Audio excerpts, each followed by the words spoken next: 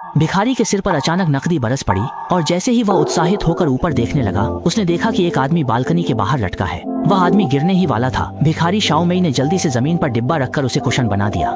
इसी दौरान वह आदमी थक कर नीचे गिर गया, लेकिन शाओमेई की मदद से उसे चोट नहीं आई। फिर भी उस आदमी ने शाओमेई का धन्यवाद नहीं किया, बल्कि उसे गंदा समझकर धक्का दे दिया। इसी बीच बालकनी पर एक जोड़ा आया और मोटा लड़का चिल्ला रहा था कि वह उस आदमी को खत्म कर देगा।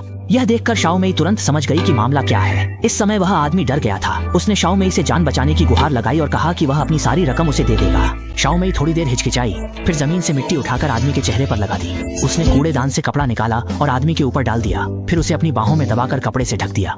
इसी समय शाओपांग और वह महिला भी पीछा करते नीचे आ गए। शाओपांग आगे बढ़कर देखना चाहता था, लेकिन शाओमेई की गंदी हालत देखकर वह पीछे हट गया। यह देखकर शाओपांग ने अपनी गर्लफ्रेंड से कहा, ऐसा मत सोचो कि उसके भाग जाने से मेरे पास तुम्हारे दोनों के साथ होने का सबूत नहीं रहेगा। यह कहते हुए उसने वह चाबी उठा ली जो आदमी के गिर गई थी और कहा कि वह आदमी के घर जाकर उसका इंतजार करेगा। दोनों के जाते ही शाओमेई ने तुरंत बताया कि अब सुरक्षित है, लेकिन तभी उस आदमी ने फिर उसे धक्का दिया और शाओमेई का मजाक उड़ाते हुए उसे गंदी भिखारिन कह दिया। उसकी इस हरकत को देखकर दयालु शाओमेई अब और सहन नहीं कर पाई और उसके सारे पैसे छीन लिए। अब तुम्हारे पास पैसे नहीं है, घर भी नहीं जा सकते, अब असली गंदा भिखारी तुम ही हो। यह कहकर शाओमेई चली गई। बेघर वह आदमी अब उसकी जगह लेने को मजबूर हो गया। वह कहने ही वाला था कि वह भिखारी नहीं है, तभी एक सुंदर महिला आई और एक अंगूठी फेंक दी। यह देखकर उसने सिर उठाया और हैरानी की बात यह थी कि सामने शाओमेई ही थी। उसे लगा शाओमेई उसे चिढ़ाने आई है, लेकिन शाओमेई ने कहा कि उसके पास उसे घर वापस ले जाने का तरीका है। फिर शाओमेई ने हाथ आगे बढ़ाया और उससे अंगूठी पहनाने को कहा। भले ही वह उलझन में था, लेकिन घर लौटने की उम्मीद में उसने वैसा ही किया। फिर शाओमेई ने पास से एक फावड़ा उठाया और उससे कहा कि वह यहीं रुके और अच्छी खबर का इंतजार करे। जल्द ही शाओमेई अकेले ही उस आदमी के घर पहुंच गई। शाओमेई ने सचमुच अंदर जाकर शियाओपांग को ढूंढ निकाला। शियाओपांग ने देखा कि आने वाला आदमी नहीं है, तो उसने पूछा कि वह आदमी कहाँ है। शाओमेई ने झूठ बोला कि वह उसकी पत्नी है और उसने बेवफाई की,